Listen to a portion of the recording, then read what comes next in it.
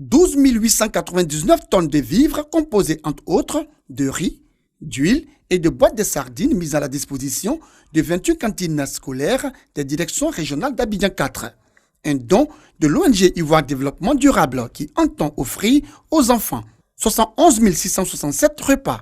Nous avons pensé qu'il nous fallait susciter une chaîne de solidarité entre les élèves des établissements français et des écoles publiques ivoiriennes.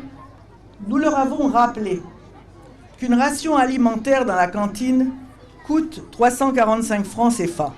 La directrice des cantines scolaires, Karidia Koneskoulé, salue ce geste des responsables de l'ONG Ivoire Développement Durable. Les membres de l'ONG Ivoire Développement Durable ont décidé de dire non à la faim du midi, non à la malnutrition en milieu scolaire, non au retard de croissance et retard cognitif des élèves.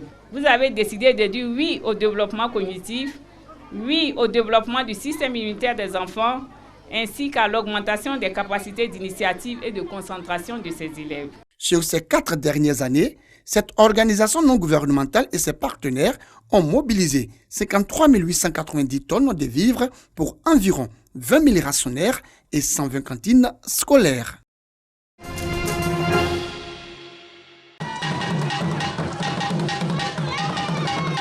Ambiance particulière ce samedi à la place Abissa de Grand Bassam, marquée par la danse royale, le kindé et celle des femmes de Moussou. La raison, la présentation officielle de l'association Miébié, qui signifie « Je veux faire aussi en langue Nzima », en présence d'illustres personnalités dont le vice-président Daniel Kablan-Denkan et son épouse, des ministres Maurice Kwaku Bandama, Parrain et Raymond Goudou Kofi, et de Sa Majesté le roi Amon Désiré Tanoé. Constituée essentiellement de femmes, cette association à l'origine de l'activité prône le vivre ensemble et le développement de la ville historique. Nous nous sommes assignés une mission que nous jugeons capitale pour l'avenir de Grand Bassam. Que chacune de vous continue à apporter son soutien et ses efforts afin d'implanter la vision de Miébié dans les cœurs des populations. Pour le maire Jean-Louis Moulot, les femmes de l'association Miébié sont d'un apport important dans le dispositif de sa politique de développement de la ville, patrimoine mondial de l'UNESCO. Ils saluent leur mobilisation et les encouragent à toujours œuvrer pour la cause du Grand Bassam. Quant au ministre Maurice Kwaku Bandama, parrain de la cérémonie, il affiche sa détermination à aider l'association à être utile pour la ville de Grand Bassam. Il réitère la volonté du président de la République, Alassane Ouattara, de faire de Grand Bassam une ville futuriste. Je peux vous assurer que le gouvernement place en bonne position le programme de restauration de la ville historique de Grand Bassam. Ce programme est conduit sous la haute vigilance et l'extrême rigueur de son Excellence, Monsieur le Vice-président. Ce programme prévoit une action concertée et intégrée des grands projets d'investissement qui ont cours aujourd'hui sur Grand Bassam. Le vice-président Daniel Kablan-Denkan n'oublie pas le rôle joué par les femmes pendant la colonisation à Grand Bassam. Pour lui, aucun développement ne peut se faire sans la femme. De manière globale, au niveau de la Côte d'Ivoire, une évolution sociale très importante que le président a décidé. Nous sommes heureux que les femmes de Bassam prennent le train.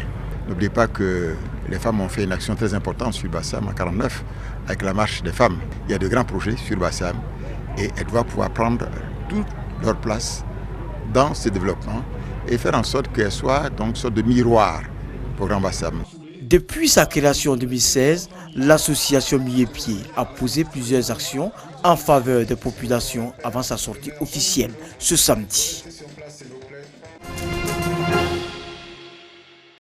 Akoua Yao Jean-Baptiste, Bessi Alain, Hachi Boris, tous lauréats de la deuxième édition du concours de coiffure d'hommes d'Abobo, dénommé Barber Freestyle. Ils reçoivent un salon de coiffure flambant neuf entièrement équipé. Un don du maire de la commune d'Abobo, Ahmed Bakayoko, pour encourager les jeunes de la commune à pratiquer avec dévouement ce métier. Ce concours est une initiative d'un ancien riverain de la commune d'Abobo. Les hommes dans ce domaine-là n'est pas respecté. Le freestyle est là pour faire sortir en eux le talent, le génie de coiffeur.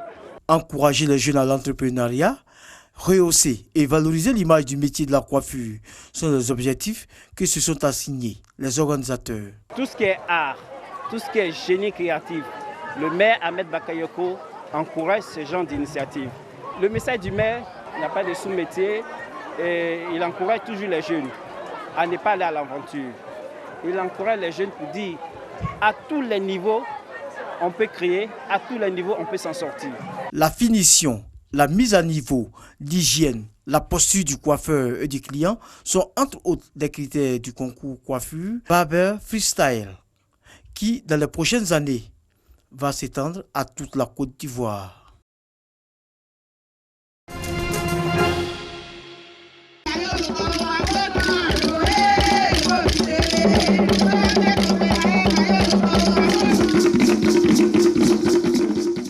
Nous sommes au lancement de la 10e édition du Djaka Festival ou encore Bobla 2020 en langue dida, la paix.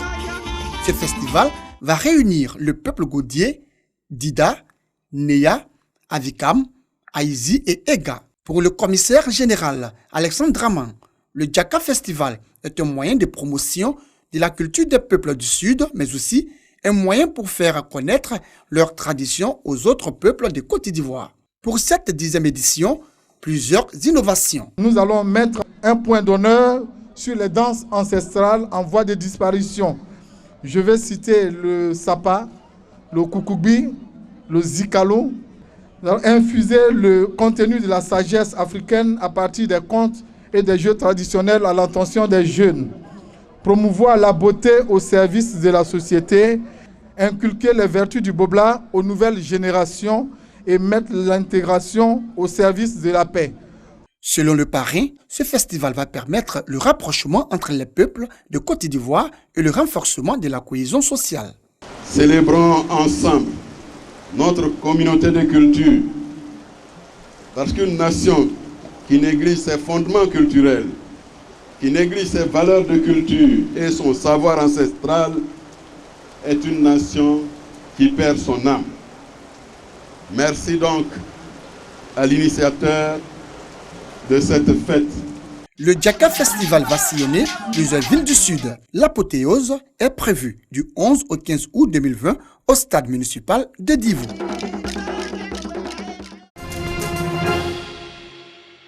Au Sénégal, un deuxième cas de coronavirus a été confirmé. Il s'agit d'un ressortissant français âgé de 81 ans. Ce nouveau patient est arrivé au Sénégal vendredi. Il a été pris en charge et placé en quarantaine à l'hôpital des Fans.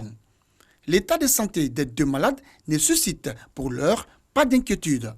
Vendredi 28 février, le retraité de 80 ans atterrit au Sénégal. Ce n'est que 2 jours après son arrivée qu'il va consulter les médecins d'un hôpital de Guédiawaye, en banlieue de Dakar. Les symptômes du coronavirus sont bien présents. L'homme est alors transféré au centre des maladies infectieuses des Fans dans la capitale, un des seuls à pouvoir placer en quarantaine les patients suspects. Dans les 2 cas, les autorités s'activent pour tenter de retracer leur parcours au Sénégal et de recenser les potentielles contaminations. Ce mardi, une source au ministère précise que le premier patient n'a pas contaminé sa famille selon les premières analyses.